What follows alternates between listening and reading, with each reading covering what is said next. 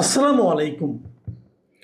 প্রিয় দর্শক, বাংলাদেশ সরকার বাংলাদেশ সরকারের পররাষ্ট্র মন্ত্রণালয় একটা বিবৃতি দিয়েছে ক্ষোভ প্রকাশ করে। ক্ষোভটা তারা প্রকাশ করেছে ভারতের প্রতি। কারণ দুদিন আগে তারা ভারতের সরকারকে বলেছিল যে তারা যেন বাংলাদেশের সাবেক প্রধানমন্ত্রী শেখ হাসিনাকে ভারতে বসে কোনো ধরনের গণমাধ্যমের সঙ্গে প্রকাশ্যে কথা বলতে না দেয়। ভারত বলেছিল তারা সেটা যথাযথভাবে বিবেচনা করবে, বিবেচনা করে তারপর ব্যবস্থা নেবে। আগে থেকে ঘোষণা করা হয়েছিল যে 5 আগস্ট বিকেলে সন্ধ্যায় নয়াদিল্লিতে এ ধরনের একটা প্রেস মিটের আয়োজন করা হবে, বিদেশি গণমাধ্যম কর্মীরা থাকবে, সেখানে শেখ হাসিনা বক্তব্য দেবে। প্রথমে আমরা দেখেছিলাম ভারতের বিভিন্ন পত্রপত্রিকায় লেখা হয়েছিল উনি সেখানে ভিডিও মাধ্যমে উপস্থিত হবেন অনলাইনে। পরে দেখা গেল ভিডিওর মাধ্যমে উপস্থিত হননি, উনি অডিও মাধ্যমে উপস্থিত হয়েছেন। অডিও মাধ্যমে উপস্থিত হয়ে উনি ওনার বক্তব্য দিয়েছেন, ইংরেজিতে বক্তব্য দিয়েছেন, এবং তারপর ওখানে বিদেশি সাংবাদিকরা কিছু প্রশ্ন করেছে, উনি সে সমস্ত প্রশ্নেরও উত্তর দিয়েছেন, উনি ওনার মতো করে বলেছেন। এই যে ঘটনাটা ঘটতে দেওয়া, এই দেওয়ার কারণে বাংলাদেশের পক্ষ থেকে, বাংলাদেশের পররাষ্ট্র মন্ত্রণালয়ের পক্ষ থেকে ভারতের প্রতি তীব্র প্রতিক্রিয়া জানানো হয়েছে। এই তীব্র প্রতিক্রিয়ার খবরটা আমরা পেলাম কোথায়? আমরা পেলাম সরকারের যে বাংলাদেশ সংবাদ সংস্থা একটা আছে বাসস, তারা এই খবরটা প্রচার করেছে। এমনিতে গত কয়েকদিন ধরেই আমাদের দেশে শেখ হাসিনার এই যে অনুষ্ঠানটা, যে অনুষ্ঠানের আয়োজন করা হয়েছে ভারতের নয়াদিল্লিতে, সেই অনুষ্ঠানের খবর প্রচার করা যাবে কি যাবে না এটা নিয়ে বেশ ধোঁয়াশা ছিল। সরকারের একজন উপদেষ্টা ডক্টর জাহিদুর রহমান উনি স্পষ্ট বলেছিলেন যে সেগুলো প্রচার করা যাবে না। এবং আমি যদি ওনার কথাটা সরাসরি বলি, উনি বলেছিলেন শেখ হাসিনা বিদেশে অবস্থান করে কোনো বক্তব্য দিলে এবং তা প্রচার করা হলে সেটি আদালতের আদেশ লঙ্ঘনের আওতায় পড়তে পারে। এ ধরনের পরিস্থিতিতে প্রয়োজনীয় ব্যবস্থা নেওয়া হবে। এটা পুরোপুরি একটা হুমকি গণমাধ্যমের প্রতি যে আপনারা এই খবর প্রচার করবেন না এবং ওনার বক্তব্য প্রচার করবেন না, কিন্তু উনি যে ঘটনা ঘটাবেন সেটা কি প্রচার করতে পারবেন না তা কিছু বলেননি। কিন্তু আমি বিস্ময়ের সঙ্গে লক্ষ্য করলাম, আমি যখন এটা রেকর্ড করছি শেখ হাসিনা সেই বক্তব্য দেওয়ার পর প্রায় 10-12 ঘন্টা পরে আমি এটা প্রচার করছি, তখন পর্যন্ত আমি অনলাইনে আমি চেক করে দেখেছি যে কোথাও শেখ হাসিনা যে ওখানে একটা অনুষ্ঠান করেছেন, একটা অনুষ্ঠান যে ভার্চুয়ালি কথা বলেছেন, এই সংবাদটাই কোথাও নাই। বলিহারি আমাদের মিডিয়া না এত স্বাধীন, আমাদের মিডিয়ার যারা কর্তা ব্যক্তি তাদের ব্যক্তিত্ব এত প্রবল, তাদের নিউজ সেন্স এত প্রবল, পাঠকের প্রতি তাদের আনুগত্য, পাঠকের প্রতি ভালোবাসা এত প্রবল যে দেখে আমি হতাশ হয়ে গেছি। আইনে কিন্তু একটা ঘটনা ঘটালে এটা বলা যাবে না, এটা আইনে কোথাও নাই। এক জাহেদের ধমকেই সবার পাতলা পায়খানা শুরু হয়ে গেছে। মিনিমাম বুদ্ধিটা কাজে লাগান, মগজ মধ্যে কিছু নাই, ধমক খেয়ে কাজ হয়ে গেলেন আপনারা। আইনে কি বলে, কি আছে আইনে, এই ব্যাপারটা আইনে কি আছে আমার বলার দরকার নাই। এই আইসিটি আন্তর্জাতিক অপরাধ ট্রাইব্যুনালের যিনি চিফ প্রসিকিউটর, আমার ধারণা উনি ডক্টর জাহেদের চেয়ে আইনটা ভালো বুঝেন, তাহলে ওনাকে চিফ প্রসিকিউটর বানাবে কেন? এই চিফ প্রসিকিউটর কি বলেছেন, এই নিউজটা কিন্তু প্রথম আলোতে প্রচারিত হয়েছে। সেখানে উনি বলেছেন যে শেখ হাসিনার স্বাভাবিক বক্তব্য প্রচারে আইনি বাধা নেই। কোর্টের অর্ডারে বলা ছিল উনি যেন বিদ্বেষমূলক কোনো কথা না বলেন। সেখানে তাকে কিন্তু বক্তব্য দিতে বারণ করা হয়নি, শুধু বলা হয়েছে বিদ্বেষমূলক বক্তব্য। যদি উনি স্বাভাবিক কথাবার্তা বলেন তার উপর তো কোনো নিষেধাজ্ঞা নেই। এটা মঙ্গলবার দুপুরে আন্তর্জাতিক ট্রাইব্যুনালে, অপরাধ ট্রাইব্যুনালের চিফ প্রসিকিউটরের কার্যালয়ে একটা সংবাদ সম্মেলনে নিয়ে কথা বলেছেন। এরপর এ ব্যাপারে তাকে বিবিসিও জিজ্ঞাসা করেছে। বিবিসির সেই প্রশ্নের জবাবে এই চিফ প্রসিকিউটর বলেছেন যে শেখ হাসিনার বিদ্বেষমূলক বক্তব্য প্রচার না করার বিষয়ে ট্রাইব্যুনালের নিষেধাজ্ঞা আছে। অর্থাৎ যে বক্তব্যে আদালত অবমাননা হয় কিংবা কোনো ধরনের ঘৃণা বিদ্বেষ ছড়ানো হয় এমন যে কোনো বক্তব্য প্রচার করা যাবে না। শেখ হাসিনার বক্তব্য আপনি প্রচার করতে পারবেন না, তবে সব বক্তব্য না, যে বক্তব্যটা প্রচার করলে ঘৃণা বিদ্বেষ ছড়িয়ে যায়।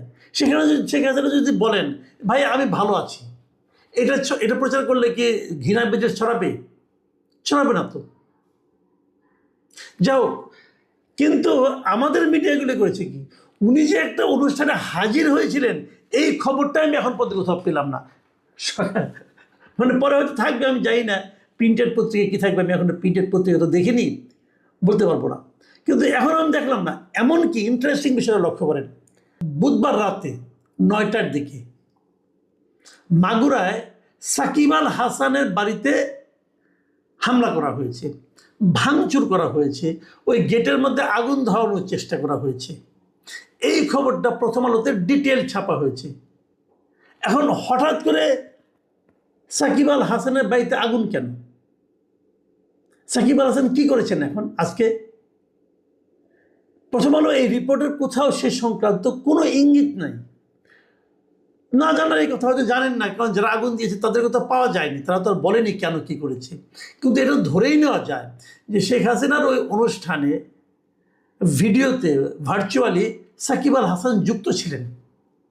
সাকিব আল হাসান তখন শ্রীলঙ্কায় ছিলেন, শ্রীলঙ্কায় একটা ক্রিকেট ম্যাচ চলছিল, ওখান থেকে উনি অডিও বার্তা একটা পাঠিয়েছেন, সেটা প্রচার হয়েছে এবং পরবর্তী সময়ে উনি সেখানে ফিজিক্যালিও ওই আপনার ভার্চুয়ালি যুক্ত ছিলেন। এই অপরাধে তার বাড়িতে আগুন দেওয়া হয়েছে, এটা বোঝাই যাচ্ছে। তাহলে এতদিন কিছু বললো না, হঠাৎ করে আজকেই কেন?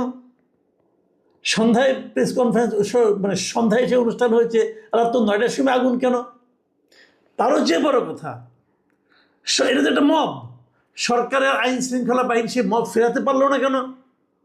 মবকারীদের কাউকে গ্রেপ্তার করতে পারলো না কেন? এই ধরনের ঘটনা আমরা ডক্টর ইউনূসের আমলে দেখতাম, সেই জিনিসটা এই সরকার করতে দিল কেন? এই সমস্ত প্রশ্ন কিন্তু ভাই থাকছে। দেখুন, এখানে আরেকটা বিষয় আমি বলতে চাই, এই যে শেখ হাসিনার বিদ্বেষমূলক বক্তব্য প্রচারে যে নিষেধাজ্ঞা, এটা হতেই পারে। আমি আদালত দিয়েছি, আদালতের মানে রায় নিয়ে, আদালতের সিদ্ধান্ত নিয়ে আমি কোনো মন্তব্য করতে চাই না।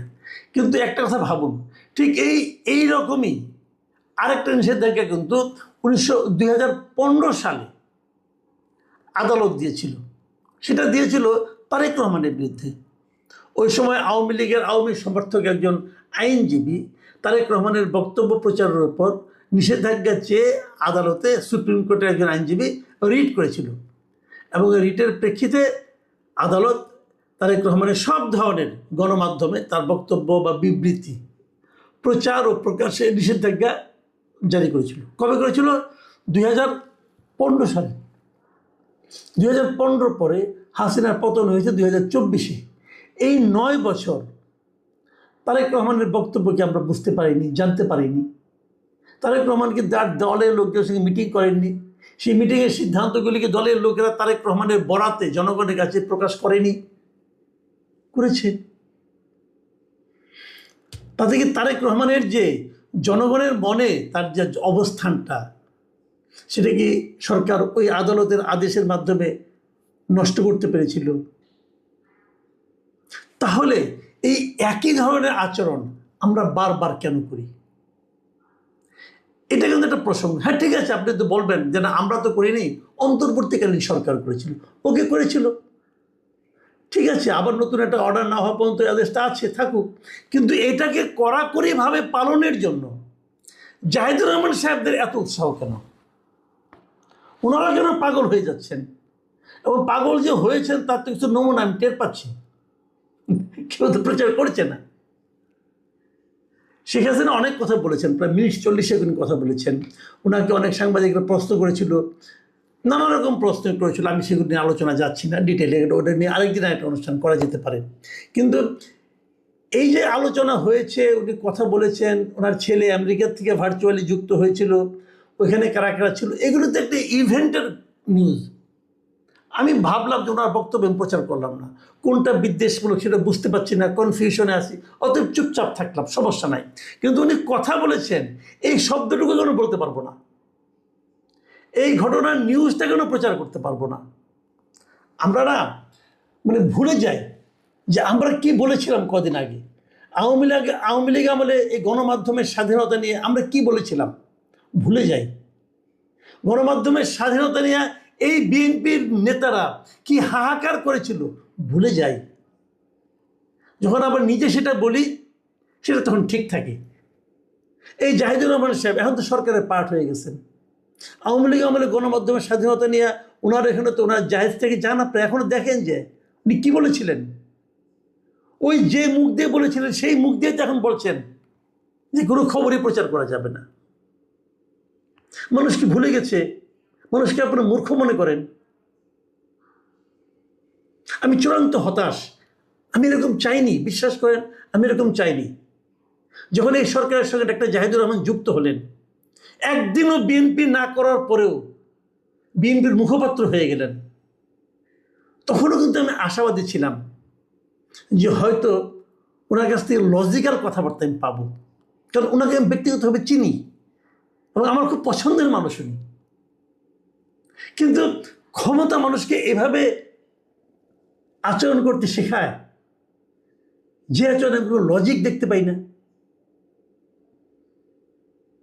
চিফ প্রসিকিউটর বলছেন স্বাভাবিক কথাবার্তা বলতে পারবেন, উনি বলছেন কোনো কথাই প্রচার করা যাবে না। হলোটা কি?